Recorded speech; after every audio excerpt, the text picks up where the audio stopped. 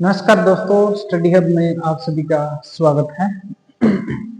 आज हम एक इम्पोर्टेंट टॉपिक के बारे में बात करेंगे जो स्टॉक मार्केट के अंदर एक इम्पोर्टेंट रोल प्ले करता है। स्टॉक मार्केट के अंदर दो मेजर्स टर्म यूज होती है, FII और DII। तो FII और DII से पहले हमें इन्वेस्टर्स के बारे में पता होना चाहिए। Type of investor, type of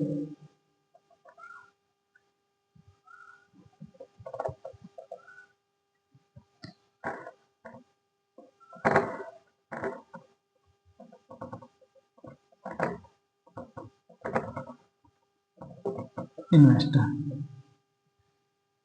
investor दो टाइप के होते हैं, एक तो होता है रिटेल इन्वेस्टर और एक होता है जो institutional investor.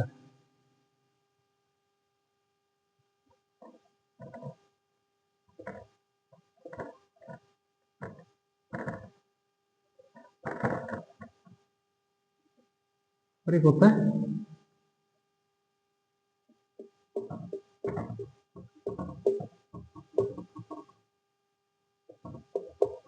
Investor.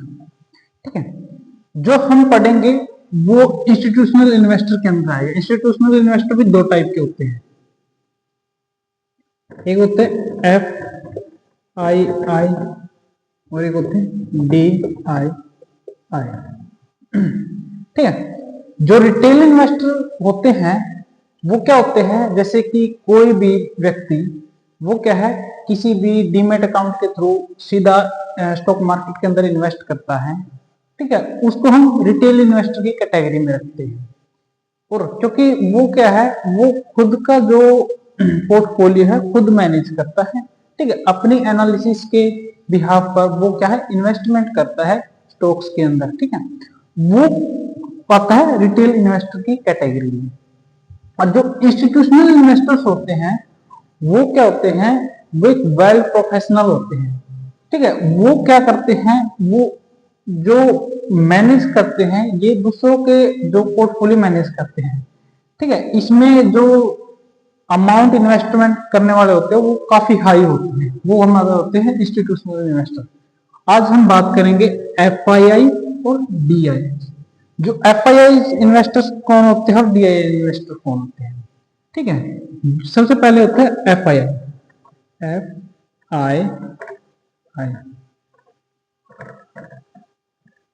Foreign institutional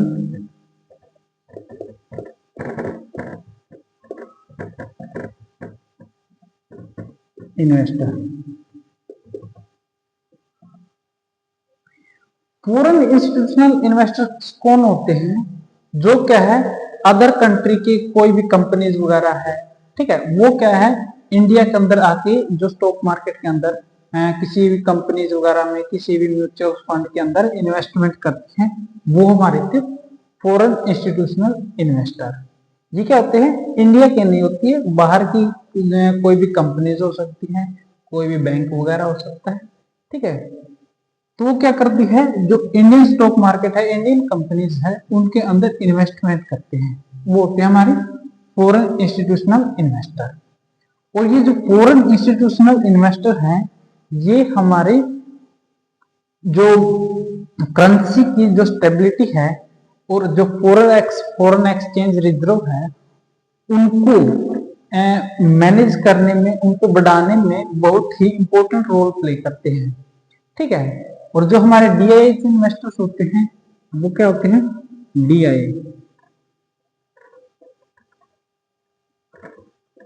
domestic institutional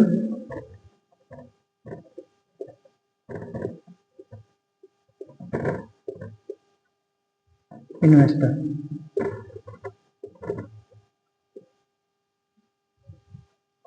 जो डोमेस्टिक इंस्टीट्यूशनल इन्वेस्टर्स होते हैं वो क्या होते हैं, वो डोमेस्टिक कंट्री की जितनी भी, जैसे कि जो इंडिया के जो इन्वेस्टर हैं, इंडिया की जो बैंक है, इंडिया की जो भी इंश्योरेंस कंपनी है, वो क्या है, इंडियन स्टॉक मार्केट के अंदर जो अपना पैसा इन्वेस्ट करती हैं, तो उनको बोलते हैं हम डोमेस्टिक इंस्टीट्यूशनल इन्वेस्टर। ठीक है, इनका ये भी क्या है, जो इंडियन स्टॉक मार्केट को बूस्ट करने में, ठीक है, इंडियन इकोनॉमी को आगे ले जाने में बहुत ही इंपॉर्टेंट रोल प्ले करते हैं।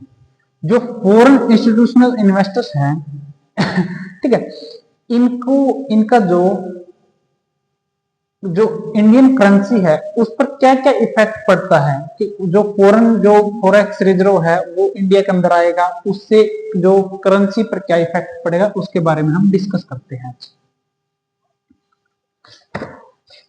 और एक है जो मैं आप सभी को जो FII है और DII है उसका जो 29 अप्रैल का डेटा आपके साथ शेयर करना चाहूंगा। ठीक है,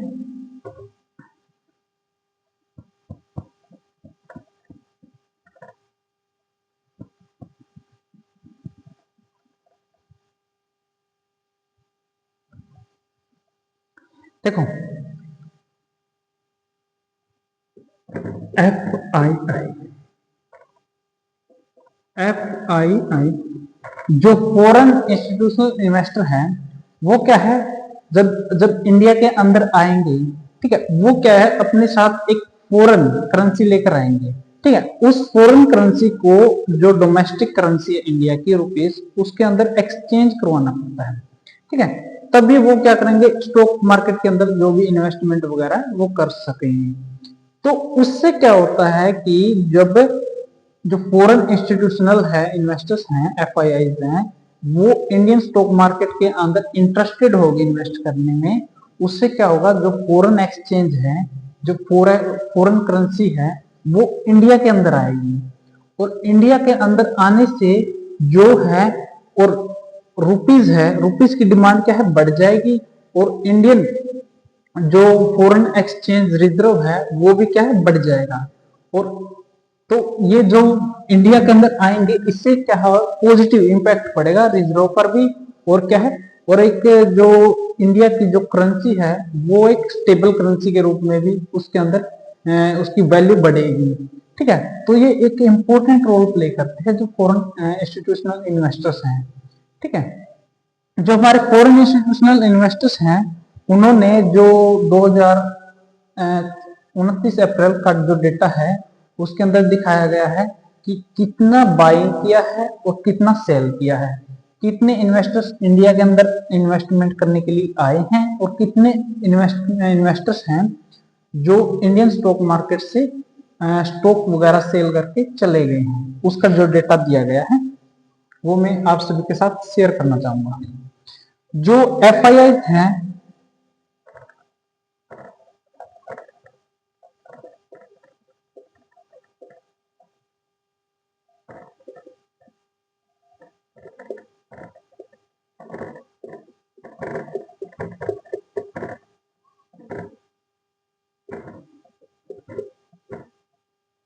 अब आया NSE। NSE क्या होता है, national stock exchange, national stock exchange.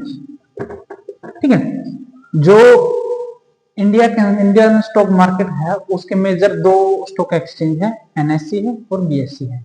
जो नेशनल स्टॉक एक्सचेंज है और एक बॉम्बे स्टॉक एक्सचेंज है।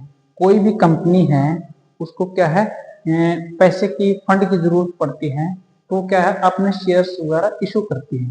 ठीक है, तो उसको क्या शेयर वगैरह इशू करने के लिए उसको कैपिटल मार्केट में आना पड़ेगा, तो उसको क्या करना पड़ेगा, जो NSE है या BSE है उसके अंडर रजिस्टर्ड होना पड़ेगा। ठीक है, तो ये दो हमारे दो मेजर स्टॉक एक्सचेंज है, NSE है और BSE है। तो NSE पर जो फॉरेन एक्सचेंज है, जो FII हैं, ठीक है, उनका क्या बाइंग है और क्या सेलिंग है वो बता देता हूँ आपको।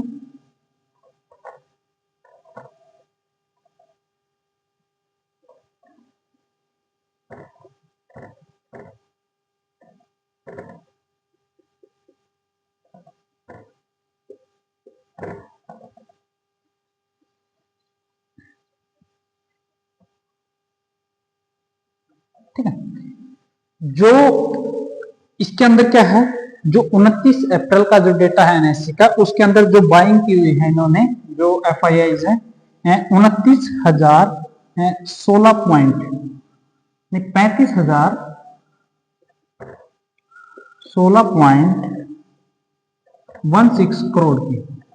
ठीक है, इन्होंने क्या की है, बाइंग की है कि 35,016.16 करोड़ है, उन्होंने बाय किया है, स्टॉक के अंदर इन्वेस्टमेंट किया है, स्टॉक मार्केट के अंदर इन्वेस्टमेंट की है। और इन्होंने सेलिंग कितनी की है, स्टॉक मार्केट से पैसा कितना निकाला है, वो 20,235.56 करोड़। 20,000 नहीं, ये उसका है, ये किया है इन्होंने 18,755.88 करोड़। ठीक है, 35,000 बाय किया है और 18,755.88 करोड़ रुपए इन्होंने सेल किया है, इतना मार्केट से पैसा निकाला है फॉरेन इंस्टीट्यूशनल ने। ठीक है, और इनका जो नेट वैल्यू है 16,260.28 करोड़। ठीक है, ये हमारा एफआईआई का डेटा।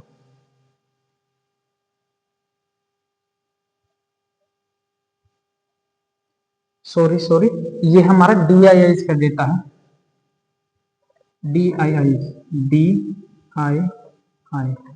और एफआईआई का डेटा 88,902.99 करोड़ और सेल किया है 1,09,539.62 करोड़ और इसका जो नेट है 20,36 करोड़। ठीक है, तो ये है हमारा जो एनएससी की साइड से डेटा लिया है वो है। देखो इसके अंदर जो डीआईएस है, डीआईएस पॉजिटिव रहे हैं क्योंकि यहाँ पर बाइंग की है डीआईएस ने, बाय इतना का किया है 35,016 करोड़ का, और जो सेल की है इन्होंने 18,755.88 करोड़ की जो इन्होंने सेलिंग की है। तो जो यहाँ पर क्या है, इन्होंने बाइंग पोजीशन होल्ड की है, कि बाइंग पोजीशन मतलब कि मार्केट के अंदर पैसा आया है। ठीक है, स्टॉक्स वगैरह खरीदे हैं।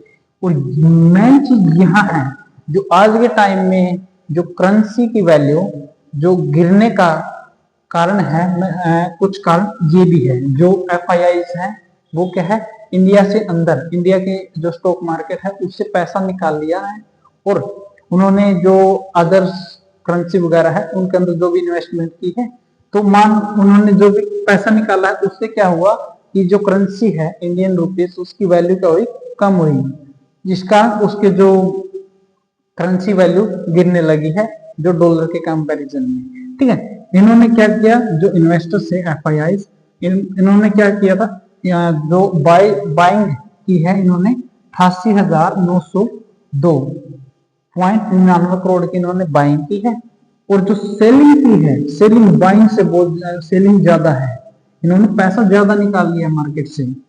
ठीक है, इन्होंने 1,95,539.262 करोड़ की जो है इन्होंने सेलिंग कर दी है, कि पैसा निकाल लिया है, और जो इनकी नेट वैल्यू है 20,636.63 करोड़ की जो सेलिंग है। ठीक है, यहाँ पर सेलिंग होल्ड की है इन्होंने। ठीक है, ये था हमारा एनएससी का डेटा। और जो एफआईआई का है और डीआईआई का है, जो एनएससी का है और बीएससी का है, और एमएसईआई जो स्टॉक एक्सचेंज है उसका डेटा दिया गया है, वो बता देता हूं आपको। एनएससी, बीएससी और MSCI पर क्या दिया गया है, जो DII का डेटा है और FII का डेटा है।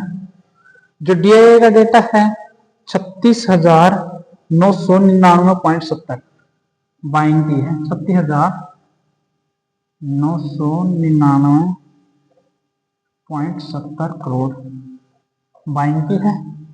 और सेलिंग कितने की है, 20,235.56 करोड़ की इन्होंने क्या की है, सेलिंग की है। और FIIs ने क्या की है, 733.64 करोड़ की जो FIIs ने बाइंग की है। और 1,10,839.50 करोड़ की सेलिंग की है। DIIs का जो बाइंग होल्डिंग है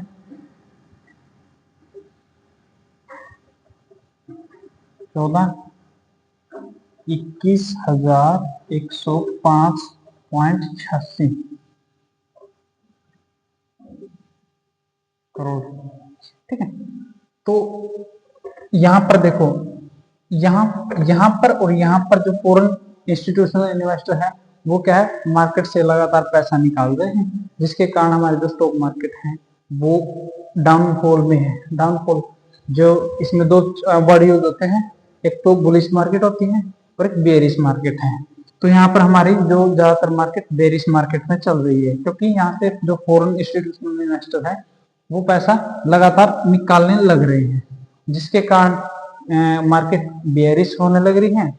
और साथ में जो इंडियन करेंसी है रुपीज, वो क्या है, उसकी जो वैल्यू घटने लग रही है। तो ये था हमारा FIIs और DIIs के बारे में इंट्रोडक्शन। आई होप आप सभी को समझ में आया होगा। धन्यवाद। जय हिंद, जय भारत।